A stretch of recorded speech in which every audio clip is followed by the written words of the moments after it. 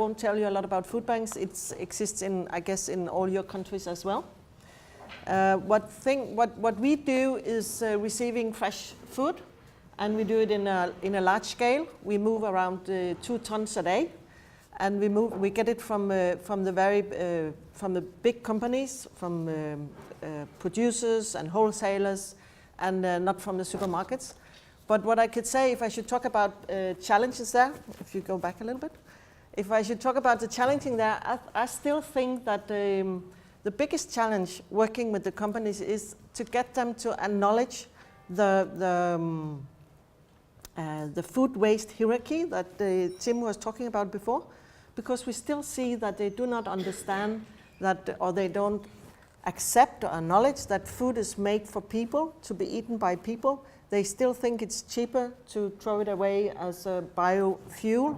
Or the other day I had one of these biggest retail chains telling me that, oh no, we already have an appointment with the zoo, so we do not want to give it to you.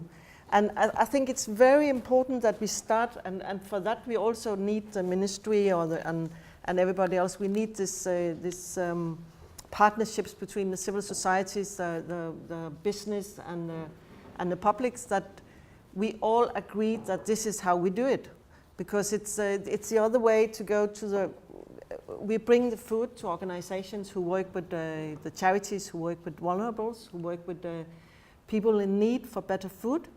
And if we should be serious about this, we have all to acknowledge that this is what we are doing, and trying to do it with a common goal. Looking at the other thing, back again to the last picture, what they have from it, or what the charities, we see that the matron or the chef, whatever you will say in these charities, one of the things they think is that it's so challenging and very enjoyable to get the food from the food bank, because they never know what will be there exactly. And in the beginning, they will all think that it's difficult to plan, because they always have this, they're very planning. But they find it so challenging, and they learn a lot about food and a lot about cooking. And I think that's very interesting as well, because it gives them, how to say, it brings better food to the end, to the user in the end, to this people who really needs it. And I think, again, there we could make partnerships. I heard this morning Amas talking about how to cook, how to learn to cook. And I think it's very interesting. Yeah, just go, yeah. Because the thing is that how do we, this is just pictures from us. That's just the numbers. No, back. I think this is, no, FEBA, the next. FEBA is our Federation of Food Banks in Europe, and it's very important for us, talking about how to share the resource we have, how to share knowledge about how to work with the food bank. FEBA is very important, and I think we should use it much more, because we do have a lot of barriers in donations of food, and this is one of the way we work with it. And the next one is the Nordic Council of Ministers.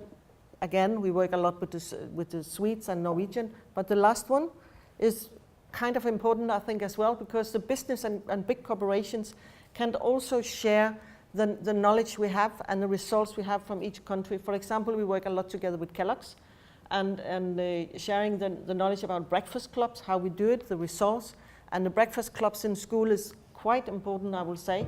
So it's good to have the ideas from Sweden, Germany, Spain, wherever they work with breakfast clubs. Now we got around 8. We're starting up 20 breakfast clubs in the areas which is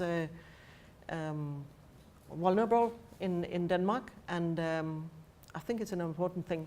The Danish supermarket as well. We work very closely with the Danish supermarket, and they have chains in Poland, Sweden, and it means that they start to do the same thing with the food banks in these countries. I'll stop. I know.